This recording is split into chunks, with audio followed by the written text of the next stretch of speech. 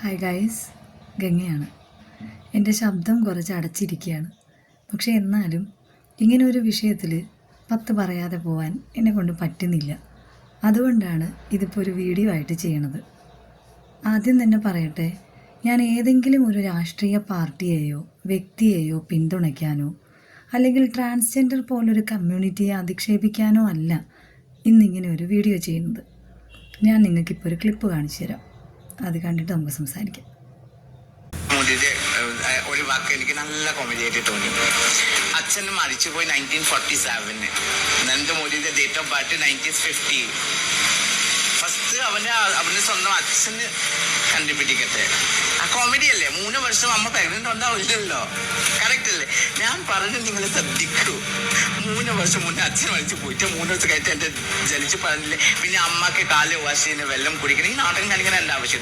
ആൾക്ക് വിവരമില്ല. എന്നിട്ട് ഹായ് ഫ്രണ്ട്സ്, ആരാക്കല അവന്റെ ഫ്രണ്ട് രാത്രി വന്നിട്ട് ഹായ് ഫ്രണ്ട്സ്. പിന്നെ ഇവിടെ തമ്പാക്കും ഇങ്ങനെ അടിക്കുന്ന തമ്പാക്കും ഉണ്ടല്ലേ, ഇങ്ങനെ കയറുന്ന ആ തമ്പാക്കും അടിച്ചിട്ട് ഹായ് ഫ്രണ്ട്സ്. കേരളത്തിലെ BJP പറ്റത്തില്ല, അത്രേ ഉള്ളൂ. എനിക്ക് ഇഷ്ടമില്ല. ഈ കേരളം നമ്മൾ എങ്ങനെ ഉണ്ടോ അങ്ങനെ മതി. Janmoni Das, a famous celebrity makeup artist. നിങ്ങളുടെ അറിവിലേക്കായിട്ട് ഞാനൊരു കാര്യം പറയട്ടെ. 1947 നരേന്ദ്രമോദിയുടെ അച്ഛൻ മരിച്ചിരിക്കുന്നത്. ദാമോദർ ദാസ് മൂൾചന്ദ് മോദി 1989 ബോൺ ക്യാൻസർ വന്ന് മരിച്ചിരിക്കുന്നത്. മോദിജി ജനിക്കുന്നത് 1950 സെപ്റ്റംബർ 17. അദ്ദേഹം അച്ഛനെ കണ്ടുപിടിക്കട്ടെ ആദ്യം.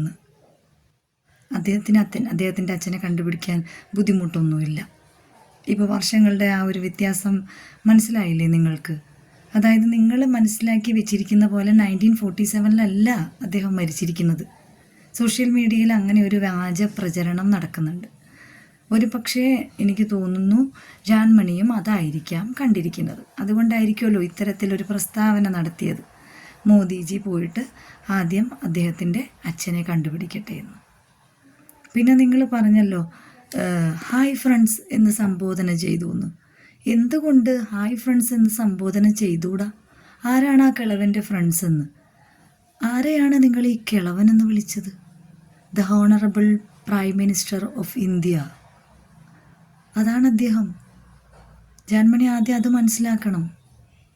അദ്ദേഹത്തിനെയാണോ നിങ്ങൾ കിളവൻ എന്ന് വിളിച്ചത്? അല്ലെങ്കിൽ അദ്ദേഹത്തിനെയാണോ നിങ്ങളിങ്ങനെ കൈകൊട്ടിയിൽ തമ്പാക്ക് ചവച്ചുകൊണ്ട് ഹായ് ഫ്രണ്ട്സ് എന്ന് രാത്രി വന്ന് പറഞ്ഞു എന്ന് പറഞ്ഞേ? സോഷ്യൽ മീഡിയയിൽ അദ്ദേഹം രാത്രി അങ്ങനെ ഒരു വീഡിയോ ഇട്ടു എന്ന് പറഞ്ഞ് ഹമാരെ പ്യാരെ ദേശവാസിയോ എന്ന് സംബോധന ചെയ്യുന്നത് ജാൻമണി എവിടെയും കേട്ടിട്ടില്ലേ? എന്താണ് ജാൻമണി ഇത്? ജസ്റ്റ് ഒരു ചെറിയ വീഡിയോ ക്ലിപ്പും കൂടി ഞാൻ നിങ്ങളെ കാണിക്കാൻ ആഗ്രഹിക്കുകയാണ്. കണ്ടിട്ട് വരാം.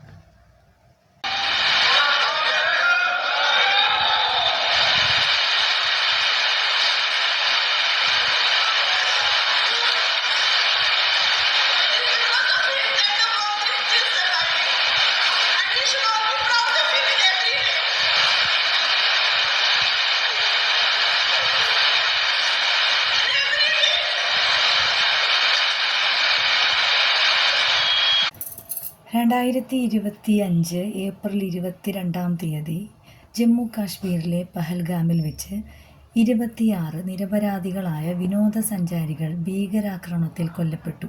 ജാതി ചോദിച്ചതിന് ശേഷമാണ് അവരെ വെടിവെച്ച് കൊന്നത്. ഇന്ത്യ തിരിച്ചടിക്കുമെന്ന് പറഞ്ഞിരുന്നു. 2025 മെയ് 7 ഓപ്പറേഷൻ സിന്ദൂർ ഇന്ത്യ തിരിച്ചടിച്ചു. ആ വാർത്ത വീട്ടിലിരുന്ന് ഞാൻ ന്യൂസ് ചാനലിലൂടെ കാണുമ്പോൾ എനിക്ക് അദ്ദേഹത്തോട് ഒരുപാട് റെസ്പെക്റ്റ് തോന്നിയൊരു നിമിഷമാണത്. ഒരുപാട് റെസ്പെക്റ്റ് തോന്നി. TRF എന്ന് പറയുന്ന ഒരു ഭീകരവാദ സംഘടനയാണ് അതിൻ്റെ ഉത്തരവാദിത്തം ഏറ്റെടുത്തത്. ഇന്ത്യ തിരിച്ചടിക്കുക മാത്രമല്ല ചെയ്തത്, സിന്ധു നദീജല കരാർ താൽക്കാലികമായിട്ട് ഇന്ത്യ നിർത്തിവെക്കുക കൂടി ചെയ്തിട്ടുണ്ട്. ഞാനിപ്പോൾ ഇവിടെ ഇത് പറഞ്ഞത് ഞാനും ജാൻമണി ദാസും ഒക്കെ ഉൾപ്പെടുന്ന ഒരു സമൂഹത്തിന് എന്ത് ചെയ്യാൻ സാധിക്കുമായിരുന്നു? അദ്ദേഹം ഇരിക്കുന്ന പൊസിഷനാണ് അദ്ദേഹത്തിന് അത് തിരിച്ചടിക്കാൻ സാധിച്ചത്. ഇന്ത്യക്ക് വേണ്ടിയാണ് അങ്ങനെ ഒരു തീരുമാനം എടുത്തത്. ഇന്ത്യക്ക് വേണ്ടിയാണ് തിരിച്ചടിച്ചത്.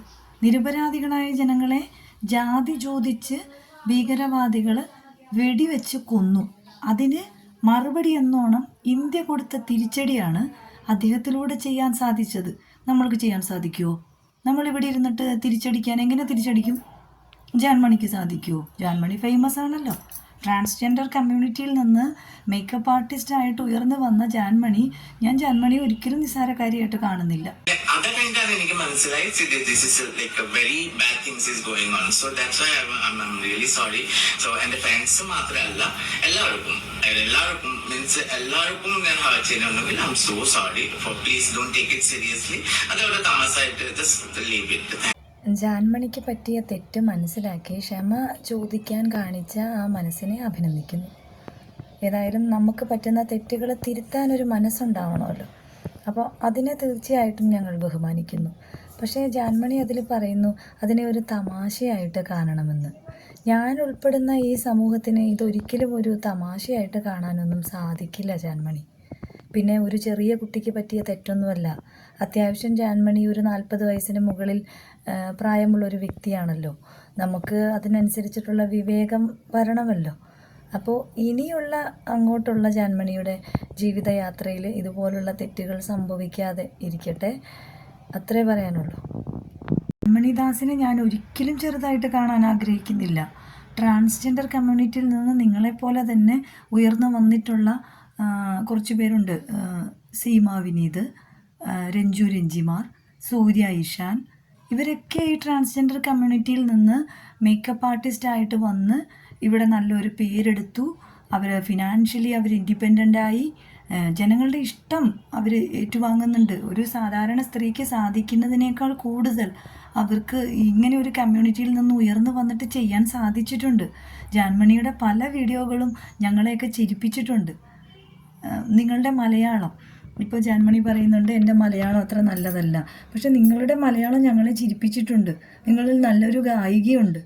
പക്ഷേ നിങ്ങളുടെ മലയാളത്തിൻ്റെ പ്രശ്നമല്ല അത്. മലയാളം അറിയാത്തത് കൊണ്ട് മാത്രമല്ല, നിങ്ങൾക്ക് പറ്റിയൊരു അബദ്ധമൊന്നുമല്ല ഇത്. അതൊരിക്കലും ഞാനത് വിശ്വസിക്കില്ല. അദ്ദേഹത്തിൻ്റെ പേരെടുത്ത് പറഞ്ഞ് അദ്ദേഹത്തിൻ്റെ അച്ഛനെ അന്വേഷിച്ച് കണ്ടുപിടിക്കട്ടെ എന്ന് പറഞ്ഞത് നിങ്ങൾക്ക് മലയാളം അറിയാഞ്ഞിട്ടല്ല. അപ്പോൾ എനിക്കൊന്നേ പറയാനുള്ളൂ നിങ്ങളോട്, നമ്മൾ ഒരാളുടെയും, ഇപ്പോൾ അദ്ദേഹം പ്രൈം മിനിസ്റ്റർ എന്നുള്ളതൊക്കെ വിട്, നമ്മൾ ഒരാളുടെ പിതൃത്വത്തെ ചോദ്യം ചെയ്യാൻ പാടുണ്ടോ? അതൊക്കെ വലിയ തെറ്റല്ലേ? ഇങ്ങനൊരു വിഷയത്തിൽ എങ്ങനെ ഞാൻ സംസാരിക്കാതിരിക്കും? ഇപ്പം ഞാൻ ഇങ്ങനൊരു വിഷയത്തിൽ സംസാരിക്കുമ്പോൾ ഇതിൻ്റെ കമൻറ്റ് ബോക്സിൻ്റെ താഴെ വരാൻ പോകുന്നത് കണ്ടോ? റീച്ചിന് വേണ്ടി ഞാൻ ട്രാൻസ്ജെൻഡർ കമ്മ്യൂണിറ്റിയെ അധിക്ഷേപിച്ചു, അങ്ങനെയുള്ള നെഗറ്റീവ് കമൻസുകൾ ഇതിൻ്റെ താഴെ ഞാൻ പ്രതീക്ഷിക്കുന്നുണ്ട്. പക്ഷേ എനിക്ക് പറയാനുള്ളത്, എനിക്കിതുപോലെ ഒരു സോഷ്യൽ മീഡിയയിൽ വന്നിരുന്ന് പറയാൻ അതിനുള്ള ഒരു ആർജവം എനിക്കുണ്ട്. അത് ഞാൻ കാണിക്കും. എത്ര എൻ്റെ ശബ്ദത്തിന് അടപ്പുണ്ടെങ്കിലും ഇങ്ങനൊരു വിഷയത്തിൽ ഞാൻ പ്രതികരിക്കും. കാരണം ഞാനും ഒരു ഇന്ത്യൻ പൗരനാണ്. അദ്ദേഹം ഇന്ത്യയുടെ പ്രൈം മിനിസ്റ്ററാണ്. അപ്പോൾ നമ്മൾ ഒരു പാർട്ടിയും കൂടുതലായിട്ട് പിന്തുണച്ചിട്ടോ അല്ലെങ്കിൽ അവരെ ഉയർത്തി കാണിച്ചിട്ടോ ഒന്നും സംസാരിക്കുകയല്ല. ഞാനൊരു ഇന്ത്യൻ പൗരനാണ്. ഇന്ത്യയുടെ പ്രൈം മിനിസ്റ്ററിനെ അധിക്ഷേപിക്കുന്നത് കണ്ടു നിൽക്കാനൊന്നും എന്നെ പോലെ ഒരാൾക്ക് പറ്റില്ല. അതുകൊണ്ട് മാത്രം ഞാനിവിടെ വന്ന് ഇങ്ങനെ ഒരു വീഡിയോ ചെയ്തു. എല്ലാവർക്കും നല്ലൊരു ദിവസം ആശംസിക്കുന്നു. Raise your voice. അതായത് എവിടെയെങ്കിലും അനീതി കാണുമ്പോൾ നമ്മൾ ശബ്ദം ഉയർത്തണം. നമ്മൾ പ്രതികരിക്കേണ്ടടുത്ത് പ്രതികരിക്കുക തന്നെ വേണം. നമസ്കാരം.